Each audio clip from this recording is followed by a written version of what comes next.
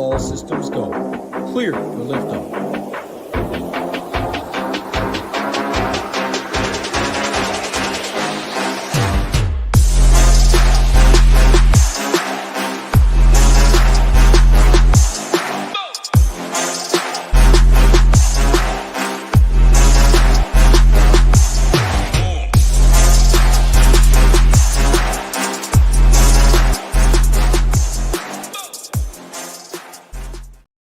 What is going on, everybody? Happy Friday. Hope everybody out there has some fun plans for the weekend. 4th of July next week. 13 fights, baby. Pay-per-view season in Vegas. Very excited. It's not Conor McGregor like we wish it was. It's not Jamal Hill. It's not Carlos Alberg. It's not Roundtree. I mean, this card's been back and forth. Crazy. Even today, 145, Lopez, Ortega. Nope, now it's at 155. But hey, right now we still have 13 fights, Big Marley. Only one weight miss. Only waiting for, I think, like 2 people on the scale, Yuri and someone else. So let's get 13 fights, 200K up top. A really nice $3 contest, too. 80,000 people in that one. I think it's a good card, DFS. I'm excited for it. Real life. Big Marley is behind the sticks today. As you can see, I am not where I usually am. I don't have producing access just yet. So Big Marley's going to be on top of it right away. We appreciate everyone hanging out. Like button, subscribe button. Helps us out a ton. I can't even see the YouTube chat right now, so I'm going to have to pull that up as well and say hi to my people.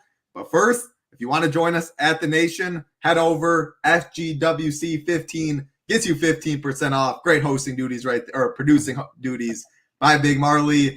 It wasn't the start Hoop and Tambo wanted yesterday. I have not looked yet this morning, but hey, golf, it's a 4-day thing. Today's very important. I know it's a pretty easy course. Seeing a lot of birdies. Fantasy Golf World Championship is this weekend. Shout out Hoop and Tambo. Hopefully can make a run. $1 million at first place. If you're not a member, this will be going away at the end of the week because that's when Fantasy Golf World Championship is over. Head over SHIPIT.com. Gets you 15% off monthly, 6-month, or annual package. Projections, ownership, MMA this week, big boy prizes, PGA Showdown, MLB always going on, of course. Next thing you know, NFL will be here. Get yourself locked in for 15%. Also, start messing around with the Shiptimizer.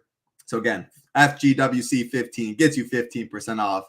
And of course, shout out our sponsor, sponsoring this show, Drafters. If you want to draft on the best ball site out there, drafters.com, $15 contest, 500K up top, $2 contest as well. It's filling pretty fast. You go over to Drafters, you don't have an account, use that promo code SHIPIT. They will match 100% from $20 to $100. Put in $100, they will give you $100 to draft with. That's a lot of $2 drafts right there. So head over to drafters.com. Get in. Let's talk some MMA, Big Marley. Hey, how about you say hi to the people on YouTube today since I don't have it up yet? Yeah, let's see who we got here. We got Ben, Phil, Cody, Hebrew Cheetah, Eddie, Michael, G. Kite for takedowns. We got Rio again coming in the chat. Nate and Eddie, thank you guys all for tuning in. Absolutely. Thank you, Big Marley, for helping me out. I will get that YouTube chat pulled up.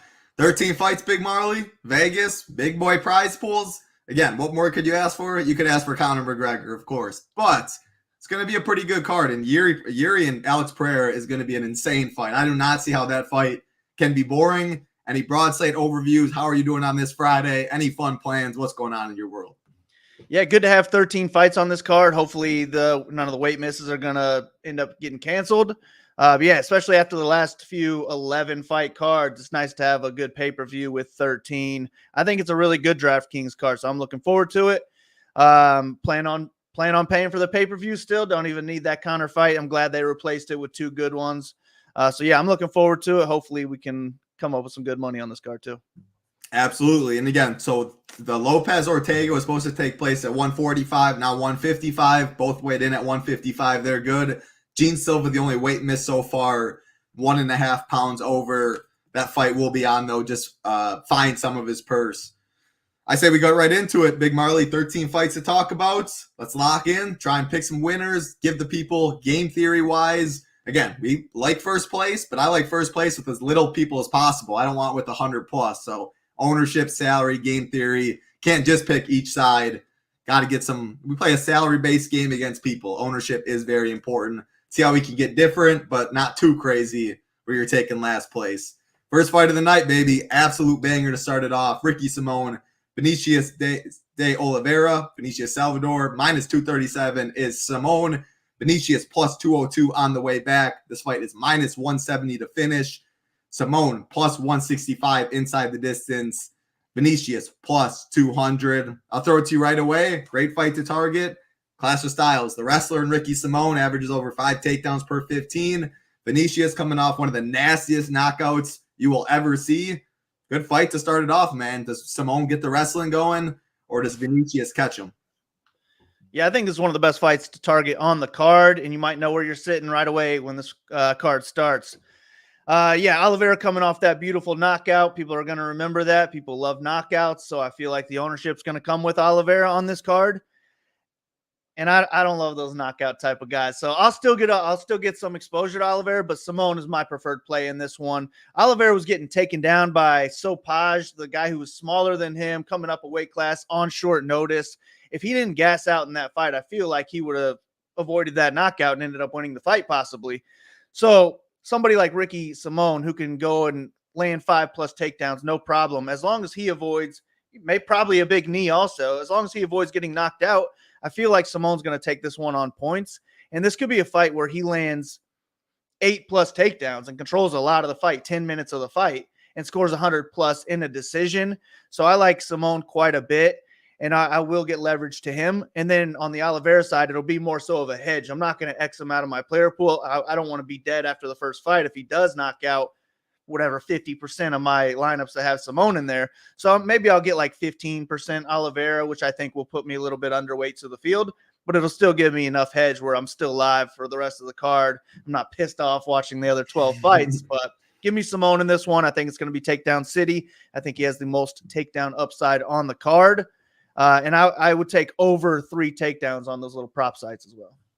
Yeah, I agree with all that. And I do think Simón, and again, our projections ownership will be up shortly after the show. We do have Simón as one of the higher owned fighters on the card. And I think you can get some leverage on the Oliveira side. Like, I like Simón too, fits DFS perfectly, but everybody knows that if he loses, roughly 40% of the field will be dead. Oliveira's over or less than half of that ownership. You need dogs. He has one of the best inside the distance props on the slate at plus 200. Coming off that nasty knee. So I'm with you. I'm on the Simón side, way better for DFS. But I think everybody realizes that. And there is leverage on the other side in a fight that's supposed to finish and a banger of a fight as well. So what you laughing at, Big Marley? I do have YouTube chat up, but I am on a laptop. So it's a lot of say my name, Big Marley. There you go. Take down. Who else we got? Phil chirping the lights or the fan or something. Yeah, it's I had a background at first, so you wouldn't have to see the fan keep going. Otherwise, it's a sound in here, so I do need that fan rolling. But then my Wi-Fi and everything started lagging. Maybe that was the reason, so we didn't even want to mess with that no more. So, yeah, I'll be back home in Wisconsin for the next 2 months before the wedding. So you're going to have to get used to the laptop over here. I'll do my best. Let's keep it rolling. Next fight on the card, we have second biggest favorite on the card, Ria Suruya. Sure. Ria Suruya, definitely butchered that name, taking on Carlos Hernandez.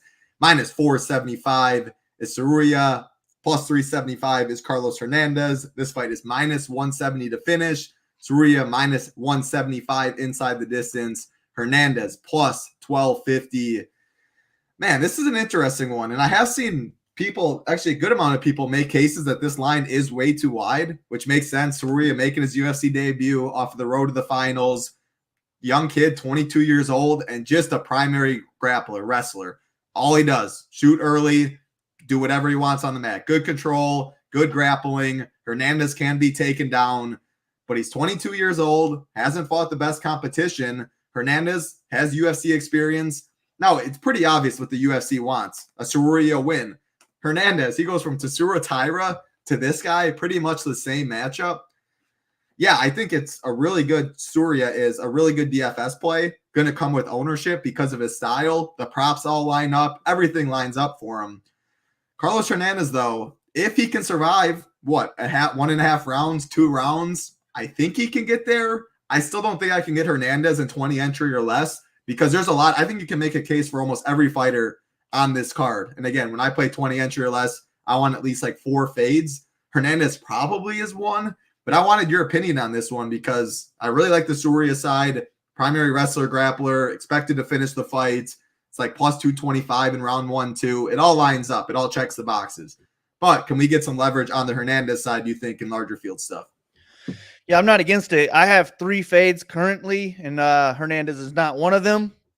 I do think that the line could be a little bit wide because Hernandez is going to be the better striker. He's probably got better cardio as well. And if he does win this fight, I feel like he'll probably score pretty well.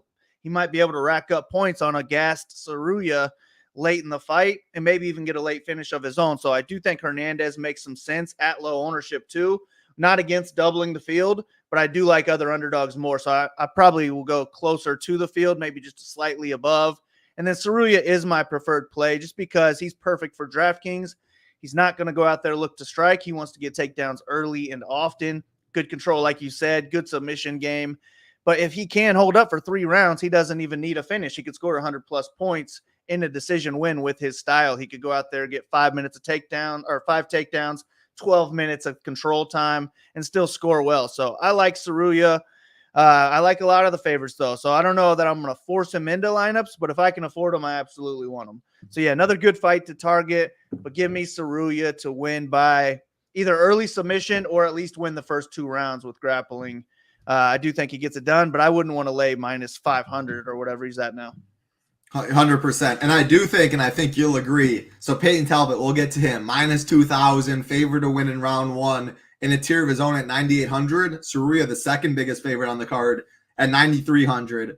Totally fine. Playing Saruya, leaving 500 plus, and not playing Talbot. Talbot just a striker. Obviously, the money line odds are a lot better for him, but the style on DraftKings, and same thing can be said. Talbot and Ricky Simone, their style leaving money. It's a good card to leave some money if you think dogs are going to come through.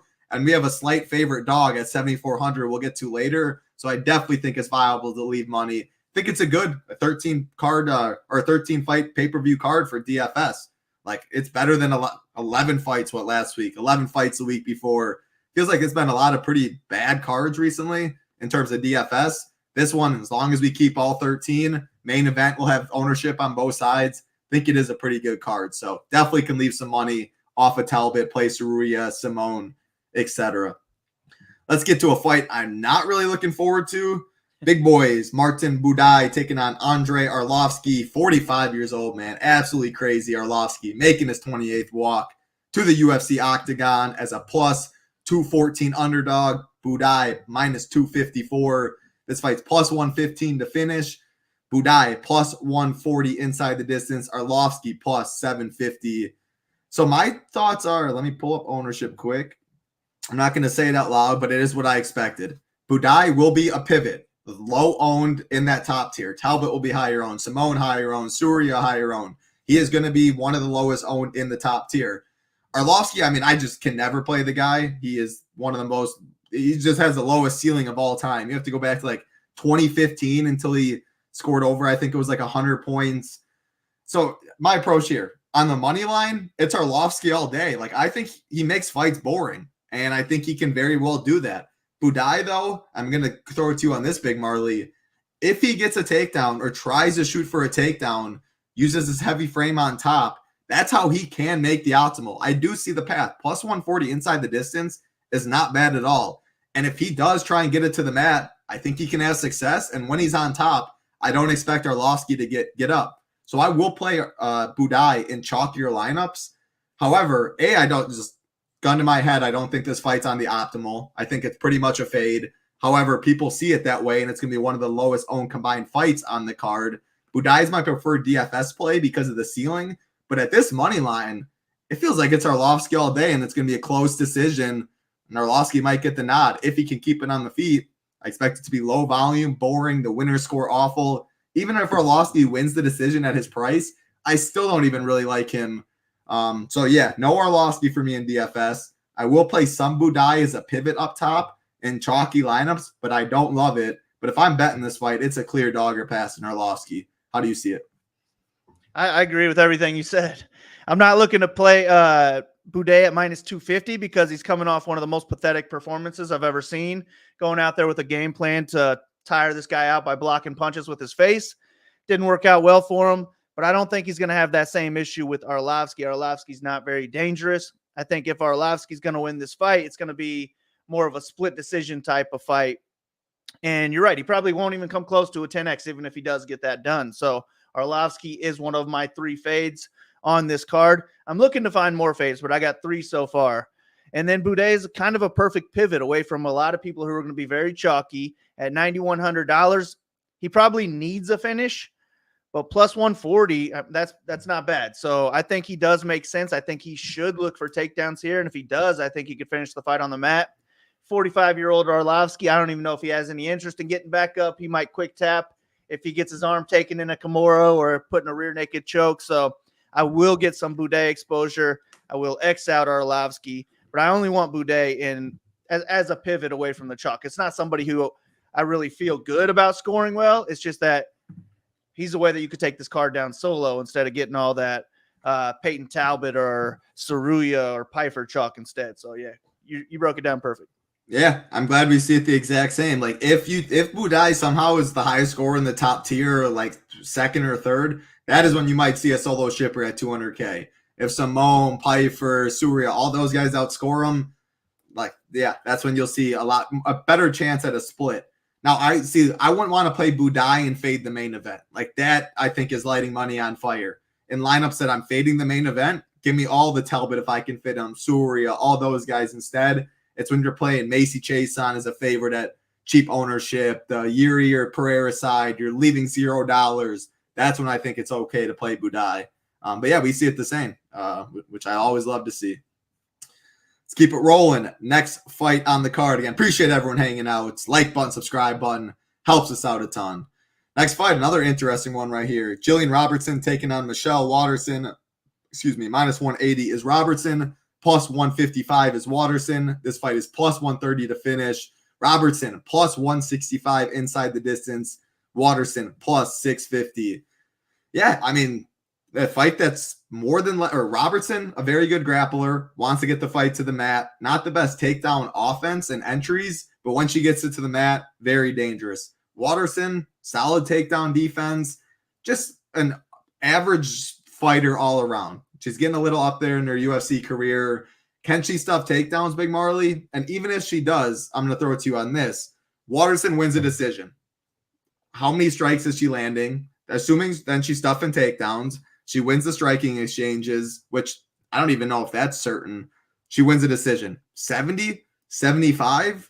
Do you want that? Like, I'm going to play some Waterson and keep her in my pool, but because I think she has more upside than Arlovsky. But it's one of those, it's like, man, even in a win, I just don't think there's really, if you tell me 4 dogs win on this card, I would want no Waterson. Because even in a win, I don't think she gets there. But if only 2 dogs win, or 3 dogs win, or 1 dog win, 70 could be enough at this price. Or Talbot goes up there and puts up 145 somehow. And it's like, yeah, like stars and scrubs is what you need, and 70 is good.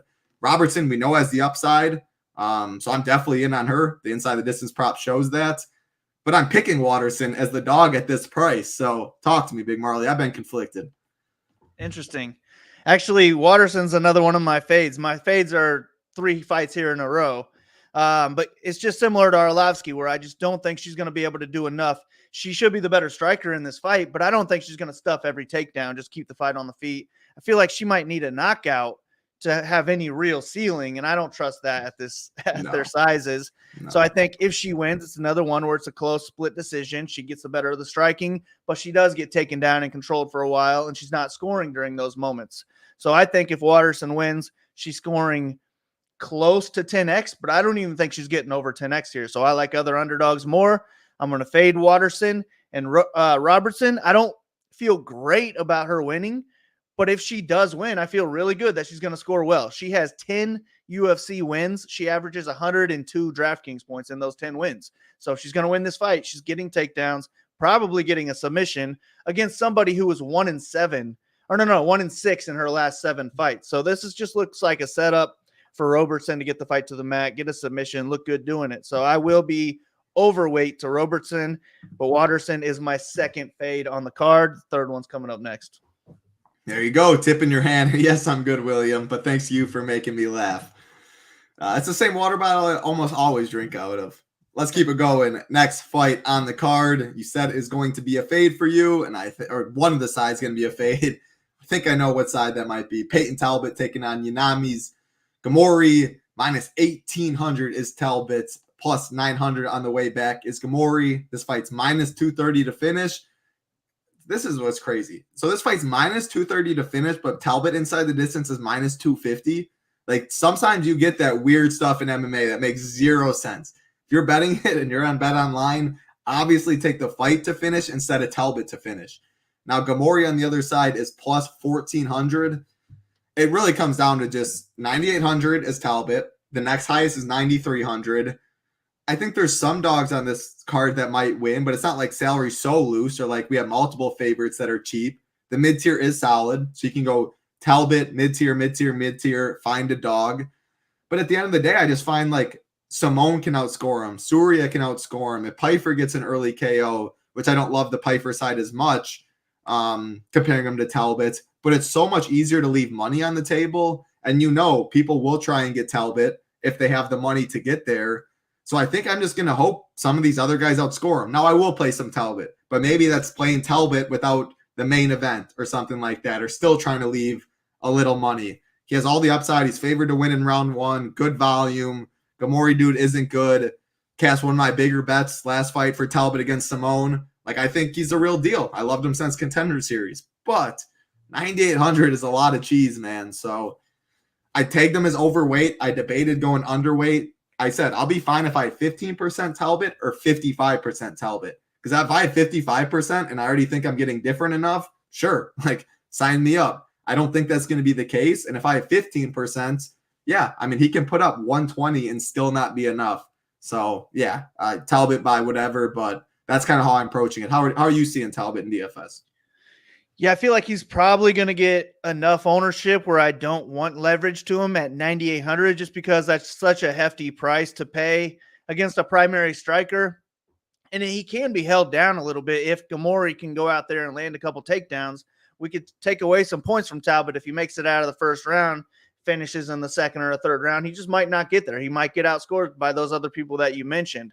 So I would feel more comfortable going closer to that 15 range rather than the 55 range. But yeah, somewhere in there would be fine with me. I think it's more of a ship-to-miser type card where I let it control it, but I would rather go down $500 to Saruya or Ricky Simone as well. I definitely see me having a lot more Ricky Simone ownership than Talbot, but Gamori is going to be a fade for me. He went 0 for 4 on takedowns in his last fight.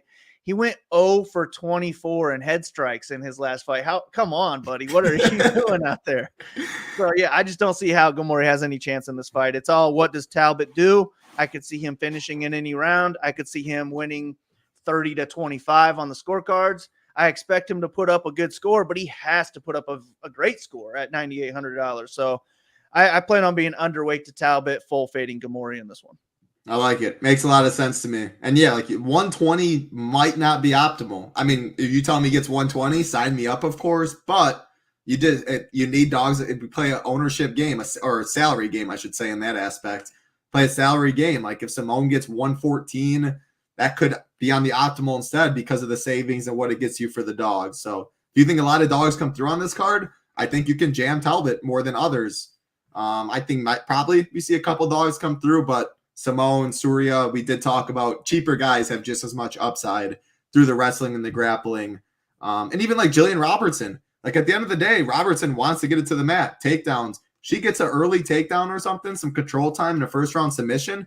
That could outscore Talbot, or at least get close enough for a lot cheaper. So yeah, we see it pretty similar. If I can get Talbot, and I think the lineup's somewhat different, sign me up, but it's a little harder to do. Next fight on the card. This has been the only weight miss so far. Charles Jourdain taking on Gene Silva. Minus 115 Jourdain. Minus 105 is Silva. This fight's plus 110 to finish. Silva plus 200 inside the distance. Jourdain plus 375. So Silva missed weight by 1.5 pounds. This one's interesting, Big Marley. I'm going to throw it to you because it's slightly favored to go the distance. And if that's the case, probably more than likely doesn't get there. It's right in the mid-tier with great fights. The main event, Diego Lopez, Brian Ortega, but it's also a pivot off of those fights. Jourdain and Silva can be high volume, but I don't know how much it'll take place on the mat. So if it's a striking for 15 minutes, even if they land 100 significant strikes, not sure that's going to be enough. Silva big time power, which shows in the plus 200 inside the distance compared to Jourdain's plus 375. So I guess because of the 400 savings too, my preferred side Silva. But I don't know, man. Like, again, this is, if I'm going this fight over the main event or Lopez Ortega, then I'm not playing Budai. I'm fine eating more chalk. But if I'm playing like Simone, Talbot, Surya, and leaving $0, maybe this is the fight I'll get to, hoping it outscores an Ortega fight or something like that. So I'm indifferent to this fight. I'm excited in real life. Jourdain's fun. Silva can be fun. But DFS-wise, I'm a little indifferent. Yeah, I'm kind of the same. I don't know what to do with this one. I feel like it's going to be more of an MME type fight for me where I don't want either one of them in single entry, but I'm cool with the Shiptimizer giving me 15 to 30% of either one of them. I mean, Gene Silva has high ceiling because he will march forward and throw some bombs, so he could get a first-round knockout, break the slate at 7,900. But I just feel like Jourdain is just a more proven, a little smoother, more technical striker overall, so I like him to get the win. But if they're not getting knockouts, I don't think that they're going to score great in a decision. I don't know that either one of them wants to look for takedowns, and if they do, I doubt we're getting more than 2 or 3 takedowns from either one of them. So I prefer Jourdain, but if I need that $400, I'm absolutely fine if the Shiptimizer gives me more Silva exposure than Jourdain. But yeah, it's one where I'm just going to let it control this fight. I'd prefer others instead. I have it as a 3-star over at SHIPIT Nation, but it's closer to a 2-star rather than a 4-star for me. So not one I'm going to force into lineups at all, but also not one that I'm going to completely limit the exposure either. Yeah, I think that makes a lot of sense. Like, if either guy does finish, both have good upside. They throw a lot of volume, probably would be a knockdown in there as well, but it's slightly favored to go the distance. Again, how I'm approaching it, if I'm playing this fight, I can eat more chalk in the top tier. And if I'm fading, that's assuming I'm fading in the main event, or I'm fading like a Lopez, Ortega, or some chalkier options. But if I'm really chalky, can mix in this fight. If I'm not as chalky and I'm playing a Budai, a Robertson, something lower owned, I probably won't get to this fight much. So that's how I see this fight. Sounds like you are pretty similar. What's going on, Siggy? Terry in here. Hope everything's well. Joanne, Phil, Rio, Cody, Ben, Michael. Now that I got it up, G. Kiefer can say hi to all my people. Hope you're doing well. And Siggy, perfect time for this next fight on the card because you were on the couch with me when I pulled the trigger. Andre Feely taking on Cub Swanson. Minus 230 is Feely. Plus 195 is Cub. Minus 150 for this fight to finish. Feely plus 130 inside the distance. Cub plus 325. You know, Andre Feely opened as the underdog. Oh, wow. I did not know that. Yeah. Now, I wasn't that good to get that, but I got it at minus 155 a month ago. Dang. I just don't understand. I didn't understand. 40-year-old Cub who can't take a leg kick, who can't take a body kick. Feely's nasty. Yeah, I mean, I'm worried about his durability too, so I'm going to play some Cub, and especially as like a little hedge off of my big Feely bets. But how is this not Feely all day, man? Like, and I like him in DFS, and our ownership will be up. I was a little surprised to see the ownership. I do agree with you. I think it's going to be low owned. I didn't expect that low owned. Plus 130 inside the distance. Cub durability concerns to the body, to the leg. If Feely's any bit smart, man, chip away at those legs early, take away the power, start teeing off on him. I got Feely by knockout, probably in the later stages. I hope he invests to the legs early, though. Minus 155 is what I got. I wouldn't lay minus 230. But, yeah, I mean, he opened plus 120. I don't understand. Whoever made that line should be fired. Yeah. Yeah, I agree. I mean, I feel like the line is right now. I mean, Philly's not somebody I completely trust, but Swanson's almost 41 years old, and I just don't trust these old guys in lighter divisions. He's coming off a good win, but I feel like Feely's the more dangerous striker. He's also more likely to go out there and wrestle. So Swanson is in play as a live dog who could put up 10x or so in a win. I'm not going to X him out, but I'm also not going to force him into any lineups. If the Shiptimizer gives me 0%, I'll keep it. But I would rather be closer to like 10 to 15% Swanson because I do like other underdogs a lot more. Feely, I feel like he always needs a first-round knockout. I don't think he's going to go out there and wrestle enough to score 100 in a decision. So if he's not getting a first-round knockout, he just doesn't really put up very many points. So maybe he'll go out there, respect his elder a little bit too much, and put up 80 points in a decision, which won't cut it. I don't think a late finish is going to cut it either. I feel like minute to minute, it'll be fairly close on the feet, but I do definitely give Feely the edge in this one. 8,600, just a lot to pay when I would rather go up 100 to Robertson or 200 or 300 or whatever it is to Ricky Simone. So I won't get too much Feely, but this is one where I'm just not going to X out either side, but I'm fine with getting 10 to 20% Feely and then maybe around the 10% range on Swanson as well. But I doubt this fight makes its way into my single entry. Yeah, that makes sense. So I'll say the ownership quick in a couple of the fights around it. We have Robertson 35, Feely 14, Pereira 41, Lopez 33. I'll just leave it at that. Clear pivot from all those guys. Now, Bueno Silva will be low owned too, and then all the other ones will be higher owned. But if you want Silva or Silva and Feely are the clear pivots up top, and Budai, I probably feel best with Feely, like plus 130 inside the distance, and maybe I already got the money line and stuff at a good number. But if he chops those legs early, I hope he goes to that game plan. I don't think he's knocking him out with like a head kick or something. But man, that body and those legs are toast. So I think it's so live at 14% owned, right in between a lot of higher owned fighters. Again, that's the stuff I'll be looking at to get different in chalky lineups. Yeah, no doubt. But I do, even though, like I said, I bet Feely, he's been knocked out 4 times, coming off a bad one to Dan Ige, and Cub still has some pop. And I don't think Feely, I hope he shoots for takedowns. I think it mainly plays out on the feet, though. Cubs, he's been there, he's done that. Feely can be durability concerns. Cub still hits a little hard. So I will play some Cub because I do like the upside. And his inside the distance prop has been bet down a little bit as well. 350, now it's plus 325. On the Feely side, but I do think we get a pretty fun fight here and hope to see a knockout. Let's keep it rolling. 13 to talk about. Again, appreciate all of you hanging out. Hope you have some fun plans for the weekend, and those fun plans should be sitting in front of that TV watching some MMA tomorrow. Next fight, Joe Pyfer, Marc-Andre Barriault, minus 280 is Pyfer, plus 240 is Barriault. This fight's minus 170 to finish. Joe Pyfer, plus 100 inside the distance. Marc-Andre Barriault plus 375. It's a good fight. I know for sure I want some Marc-Andre Barriault exposure because he throws a lot of volume. He has cardio, and he's a dog. Like, we need to play it. We play a salary-based game. We need underdogs. If you're telling me Barriault wins, I think he scores well. Pyfer, I want some too. Plus 100 is good. He has a lot of power. I'm going to throw it to you on this, though, Big Marley. Is he going to try and wrestle? Because I think he can have success. I think he's levels above on the ground. Like, I think a submission is very much in play, but it's more so I want to know if he might shoot for takedowns for the upside. Because if he doesn't and he gets a second round knockout, could be enough. But if Simone gets 8 or 9 takedowns, or Saruya gets 5 takedowns or first round sub, or Talbot or whatever, it might not be enough. He has more outs if he does mix in wrestling. So do you think he does that? How do you see this fight?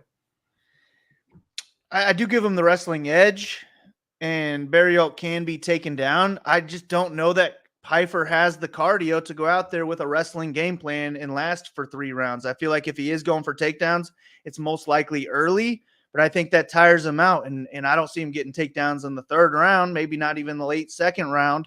So I think he's more in play for his first round knockout ability, which people love to target. And I love to fade. So I'm going to be underweight on Pyfer in this one. I will be overweight to Barriault. Give me Barriault to get a split decision win in this one. I think he's got the better cardio. He's the higher volume striker. And if Pyfer does look to wrestle, I think it's a mistake. He should go out there, throw some bombs early. But I just like to fade those types of fighters, especially at 9K at high ownership. I'll probably be half the field or so on Pyfer. Maybe I'll double the field, maybe triple the field. I don't even know yet on Barriault. But I like Barriault a good amount at $7,200. I don't think he's ever scored less than like 80 points in a win. He scored 132. He scored 120. He's got some big boy scores up there. And if he does win this fight, I expect him to score 80 plus and have a good chance at the optimal. So give me Barriault to get an upset. I'll give you a little shout out because a lot of those same words you said last week on a particular fight, Sergey Pavlovich against Volkov, and man, you could not have been any more spot on with that. So you don't like playing guys with power that they rely on. A lot of same things you said with Pfeiffer. Going to be underweight. You're underweight Pav. You went other side. Hey, at least this time I'll have more Barrio, so I like it. A great call last week. Very similar thoughts you just said to the Pfeiffer fight as you did last week. Keep it rolling to, I don't even know if I want to say fun fight, boring fight. I don't even know, but there's some big names. People are excited name-wise. Ian Gary, Michael Page, minus 145. Gary plus 125 is Page. So it's plus 150 to finish. We have Gary plus 300 and Page plus 330 inside the distance. So I'm fading Page. The dude throws no volume. I think Gary's not going to get knocked. Like Page, if he knocks him out, great. I will probably have 0, even in 150. I really think I'm going to have 0 Page. I almost pulled the trigger on betting Gary, but I didn't know if he's going to actually grapple. Like if he doesn't wrestle and grapple, this fight I think is going to be so boring, like the Page and Holland fight. Neither is going to be optimal. It's right in the mid-tier at 8,200 AK, but it's my least favorite. I like the Jordan Silva fight more, Ortega Lopez fight more, main event more. Like I think Page is a boring fighter, or his style can lead to boring fights. Gary's been a point fighter. He hasn't shown his wrestling and grappling thus far in the UFC, but Kevin Holland took down Page when he didn't like what was going on the feet. So I think I almost pulled the trigger on Gary at minus 140. I'm not in a legal state anymore, so that's not happening. DFS-wise, though, no Page. I have Gary underweight because I think there's a chance he goes and wrestles and grapples. And if that's the case, yeah, I mean, I think he can be levels above Page there. But if he doesn't, I don't think this fight's optimal. No Page for me. Capping Gary's ownership, but unless you tell me you think he does come out here and put on the wrestling shoes. I think it's in play. And I did get Gary at like minus 130 something already, so sitting on a little bit of I should have done it. I like Gary in this one, and I'm not going to X out Page because I mean Gary was almost sparked by Keenan Song in the first round. Page does have power. He's awkward. It wouldn't shock me to see a first round knockout from Page, but that's at plus 650. Plus 650 is about 13% implied odds. That's what I'm going to max Page at. So I'm fine with 0 to 13%. I like it. And then on the Gary side, I think he's in play for a knockout as well. I just think he's much faster, much more technical, going to be higher volume as well. And I also think he could and maybe should mix in wrestling in this one. Training at Shoot the Box, probably been working a lot on the ground lately. So I think that his ownership is going to be low enough where I'm okay getting some exposure, or not exposure, some leverage on Gary. I do want to maybe even force him into some lineups, because I feel good about him in this matchup. And I think he could put 80 to 100 points at sub 20% ownership. So I will get some Gary exposure. I think the line should be a little bit higher than it is right now, too, to be honest with you. So give me Gary to either get a TKO or win possibly all 3 rounds. Dang, now you're making me wish I did unload the trigger. Maybe I'll have to send some money over to see or something. I wish I put more, to be honest with you. I didn't go as heavy as I should have. Yeah, I looked at it all week, and I just was like, man, if he doesn't wrestle, I'm not sure he should be minus 145. But, yeah, Gary feels like the side, volume-wise. Like, I think he can win anywhere. But let's just say, no takedowns, Big Marley. He wins a decision. What's he scoring? He wins a decision. He's probably putting 70 to 80, not cutting it. Yeah. Unless, yeah, no takedowns, that is. I would say closer to 70. Yeah, I like it. Or I see it the same way. Don't like that fight much, but the Gary side, definitely both of our preferred sides. Next fight on the card, and this is the very, very interesting one. Oh, actually, the line flipped a little bit on BetOnline. Depending on where you look, it's a coin flip at most spots, slight favorite on both sides, depending where you look. But Mayra Bueno Silva, 8,800, taking on Macy Chiasson, 7,400, minus 116 right now. Bueno Silva on BetOnline, minus 104 for Macy. This fight's plus 120 to finish. Bueno Silva plus 185, Macy plus 475. So right away, you see an 8,800 fighter at pretty much even money and a 7,400 fighter at even money. Macy got all the way to minus 120 a couple days ago. Money came back a little bit on Bueno Silva. I will say the inside the distance prop for Macy opened plus 650. Let me double check. Plus 600 and is now plus 475, which you like to see. Bueno Silva went at plus 175. Now it's plus 185. I mean, so clearly Bueno Silva is a pivot. Talked about Feely, talked about Budai. Good finishing odds, low ownership because of the money line. naturally, I will definitely be playing Bueno Silva in chalkier lineups because she has upside, submission upside, could be any round. And she's very, very low owned. I don't care about the money line. I care about upside in terms of tournaments and DFS. Macy, I'm naturally going to play because she's a coin flip at 7,400. And I think these spots don't get as much steam as they should, especially on a card like this. Macy can have clinch control in this one, a volume advantage. Does she get offensive takedowns? I think that probably wouldn't be too smart unless she's just really, really trusts herself on top. But I think Macy has plenty of ways to score for cheap. The odds obviously make some sense. She's going to get ownership, but I don't think the steam gets crazy. Or I am going to play some Macy, and I'm fine getting overweight as well. Bueno Silva and chalkier lineups, I'm going to be playing this fight. What about you? I actually prefer Bueno Silva at their current, or what I have their current ownership at. Just $7,400 for an even money fighter where people are probably hunting for underdogs. I just think Chiason's going to get a ton of ownership on this card. So I am not going to get anywhere near her in GPPs, or not anywhere near that ownership. I will say your ownership, I agree. I would have a lot less than that too. Yeah. I mean, lock her in the cash games for sure. First person in your cash lineup, but I probably closer to half of the field, if not less than half of the field on Chiason, because I don't see her having a whole lot of upside in this one. I don't think she wants to look for takedowns against somebody like Bueno Silva, who could wrap up a submission from the bottom. And if Chiason wins this fight, I feel like it's mostly staying at range, landing shots on the feet, maybe putting up 10x. 10x, I just don't think is going to cut it on this card. I definitely don't want to X her out because she is only $7,400. But she's the type where if you want Chiason, you got to get like a Boudet in your lineup or a Feely or something like that. That makes sense to me.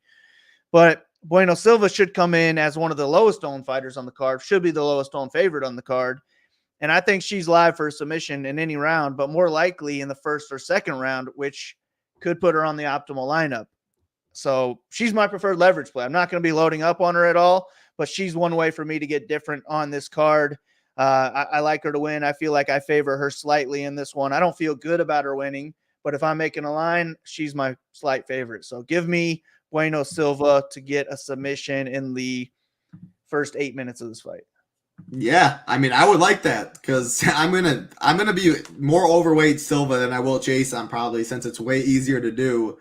Yeah, I mean, I would definitely take a chalky dog losing, a very low owned favorite. That's the stuff to get a unique lineup, less than 5 dupes, which is always the goal for me.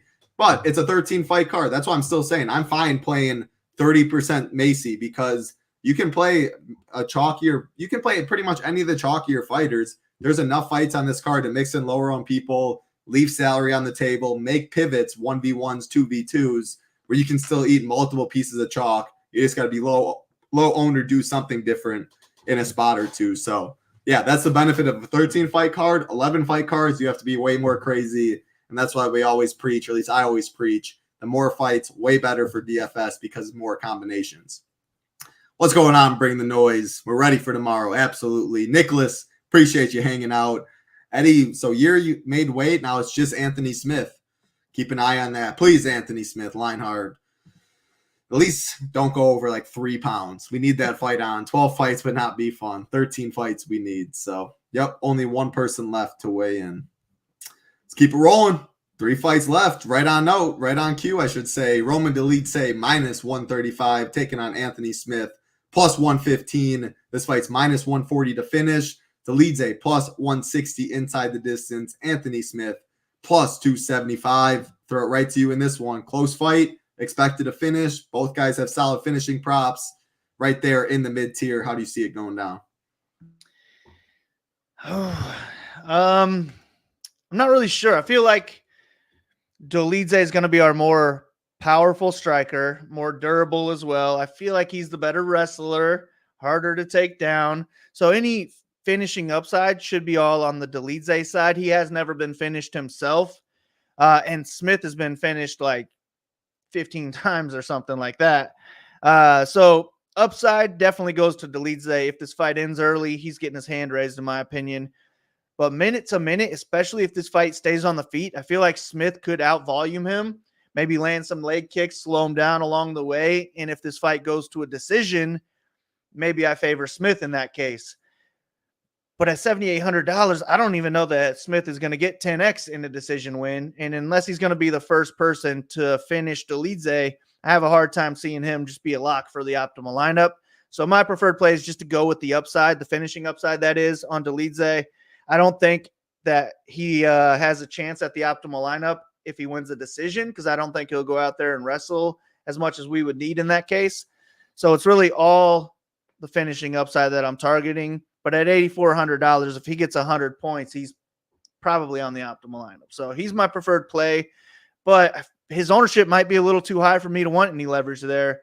And Smith should be low owned, so not a terrible leverage play there. I don't know what I'm going to do with this one. Probably another MME one where I let the Shiptimizer take over. But if I'm making one lineup and I had to throw this fight in there, I'm probably starting with Dolidze.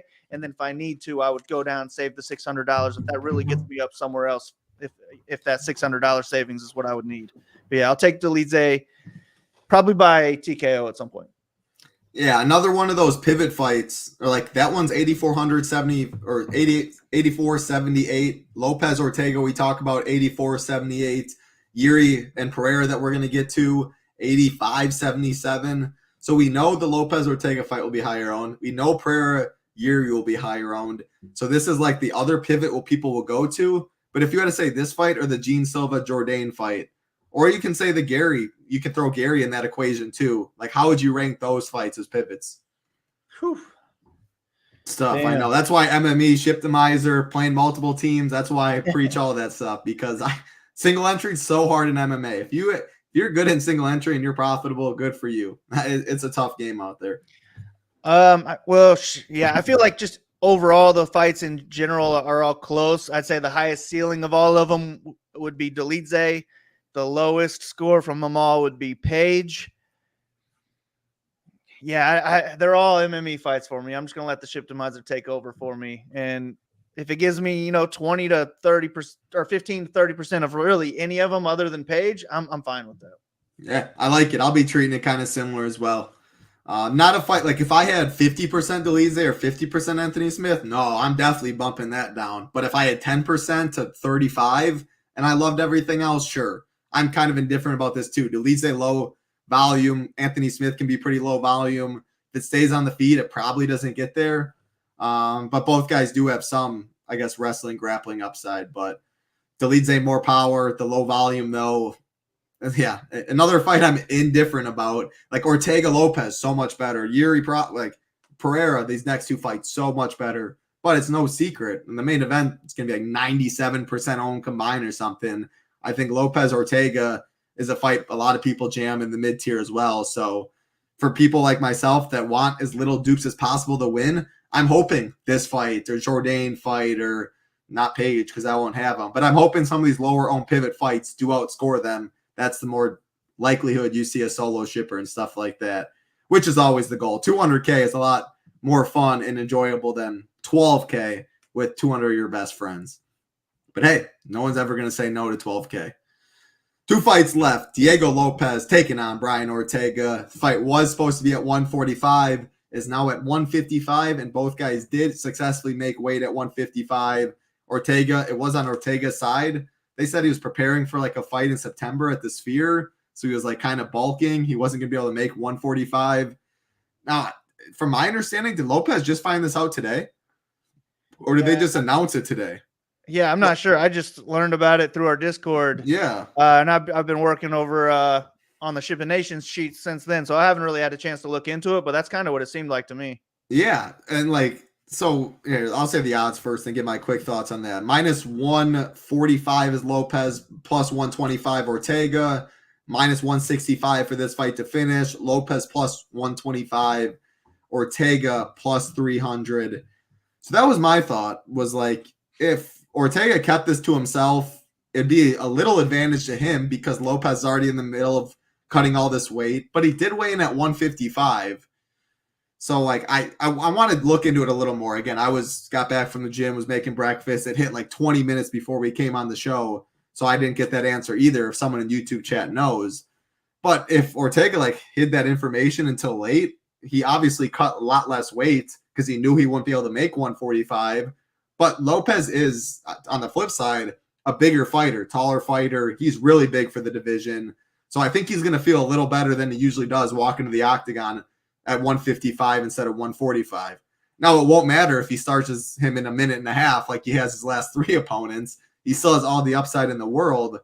But yeah, maybe this fight goes a little deep. Like maybe I think Ortega might have an advantage there about the weight cutting stuff. I don't know. Kind of just speculating. I'm guessing. I'll follow line movement. Right now, the line has not really done anything since this fight was moved to 155. But yeah, I was just trying to read into it a little bit. Any thoughts on the weight going to 155 now? Regardless, I think it's a good fight to target. Great fight in real life. I think a lot of people like this fight as well. Grappling upside, knockout upside, 2 known guys. Diego Lopez is on a roll, though, man. It's tough to pick against him right now. Are you going to do so? Yeah, weight-wise, I would imagine it helps out Ortega a little bit. I would guess that Lopez was probably at like 151 when he heard about it. No problem to get that 4 extra pounds in. Probably got that in 30 minutes. Yeah. So I'd imagine they're both fine. Not going to help out Ortega too much. I feel like with weight misses, I usually think that if it's an injury, it's going to hurt them. But if they knew that they were going to miss and they're wrestlers, maybe it helps them. Ortega, not necessarily a wrestler. He's an amazing grappler. They're both amazing grapplers. I really hope this fight takes place on the feet. I would love to see a grappling match between these two. But yeah, upside goes to Lopez. If this fight ends in the first round, I'd imagine it's Lopez, whether it be a knockout or a submission. I'd kind of be surprised to see him submit Ortega, but it'd be cool to see. And then if this fight ends in the third round, it's going to be Ortega, in my opinion. Ortega's nasty in the third round. He's got like 4 or 5 third-round finishes in the UFC alone. But yeah, I feel like it's a scratch on the ground. But wrestling-wise, I do give Ortega the upside. I mean, Diego Lopez was taken down 4 times by Evloev, 3 times by Brito. Maybe it was the other way around, but he was controlled for more than half of both of those fights. I think that's somewhat in play for Ortega here. And also, if Lopez comes out super aggressive in the first round like he has lately, maybe he starts to slow down with this fight taken on short notice. So I don't know. I feel like I originally was liking Lopez just because he looks like an absolute killer. Most improved fighter in the last 4 years, in my opinion.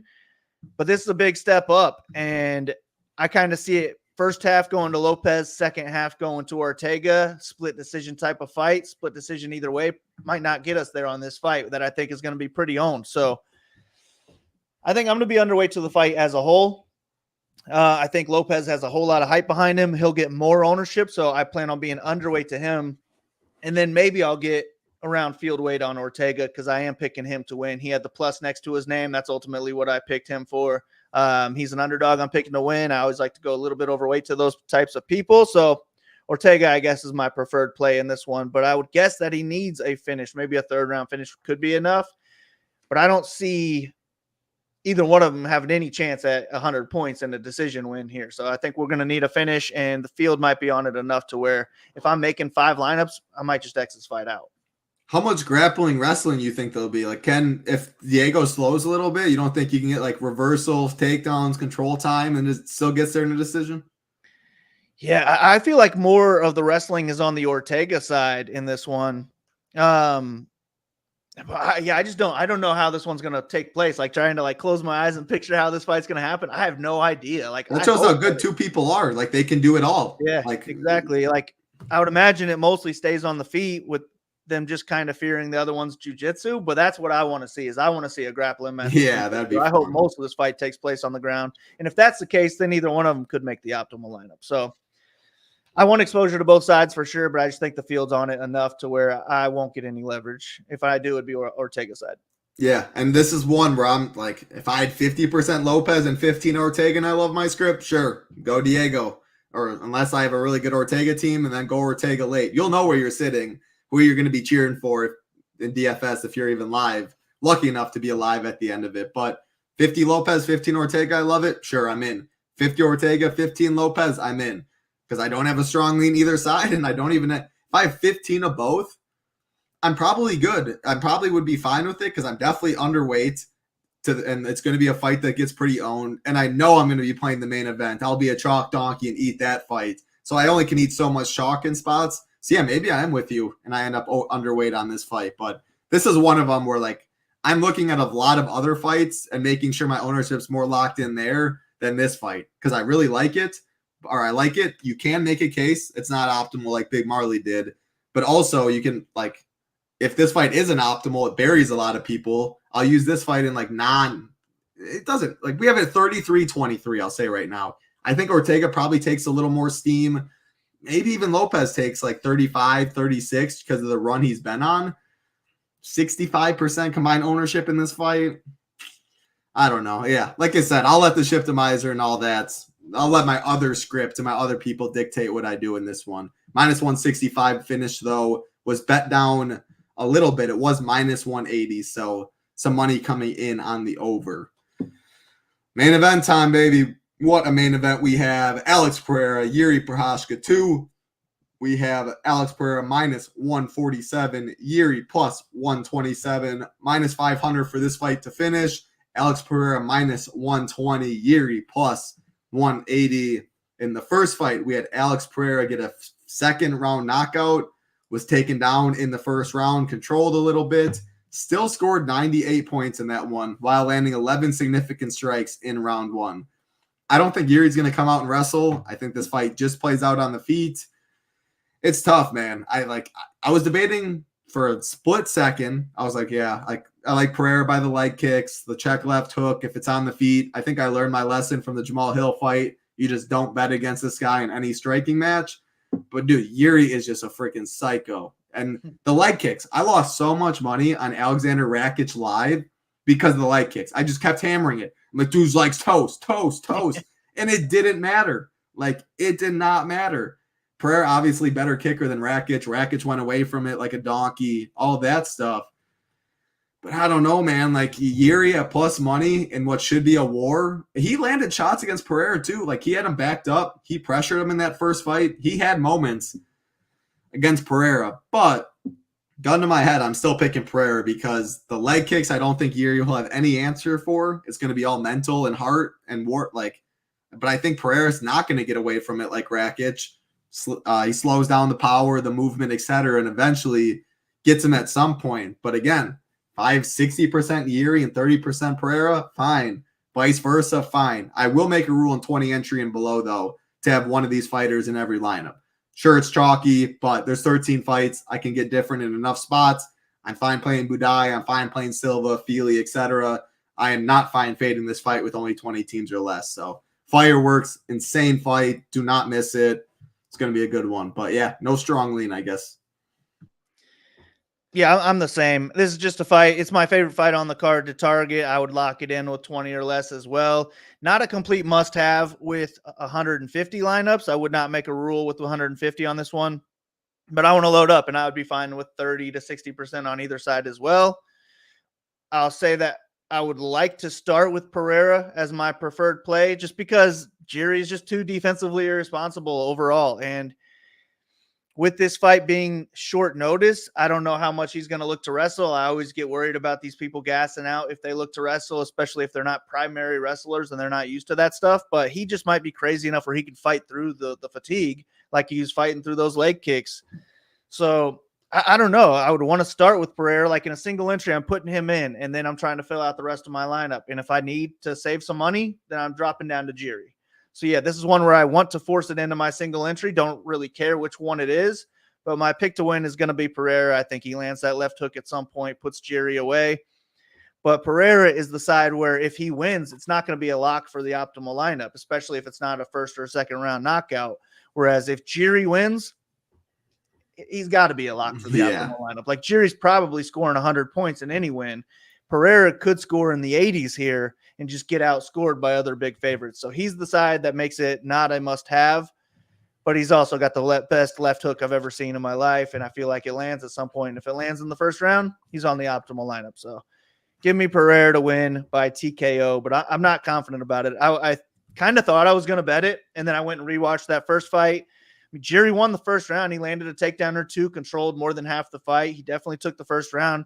And then he was landing some big shots in the second round too. He was winning that fight until the elbows that Pereira hit him with. It wasn't even the left hook that took him out. It was just some elbows while he was trying to get a takedown. So Jerry was winning until he lost. It would not shock me to see him go out there and win 4 rounds here and still score great on the card. So great fight to target. Whoever you have a lean on, go heavy on them. But yeah, it's another one where I'm kind of fine letting the Shiptimizer take over. Just load it up for me.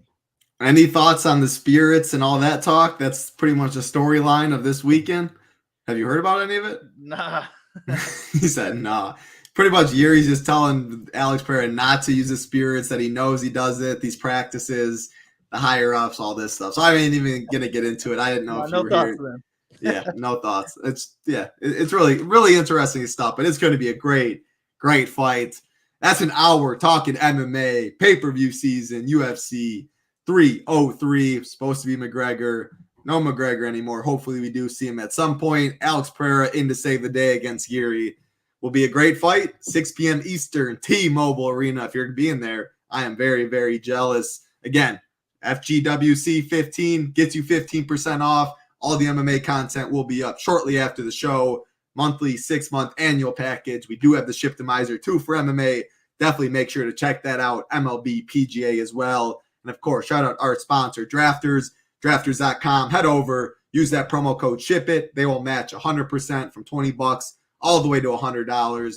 $2 drafts, $15 draft, $500K up top this year. Big Marley and I will be talking some best ball in 2 weeks. Rankings will be up. Very excited for best ball season. Final words for the people, Big Marley. Well, final words with Drafters. That $2 one already filled up. That just filled like a night or two ago. I was trying to max it. Yeah, and I only got up to 130 on it. I'm already digging into the 15s though. I'm probably close to 200 drafts deep at this point. So I'm going to be hitting these rankings up real soon. I'm going to be working on them today. If I can finish them today, I'll get them posted over at SHIPIT Nation. I'm going to do Drafters first. So if anything is posted ranking-wise, it will be Drafters. We'll also throw out some underdog rankings as well.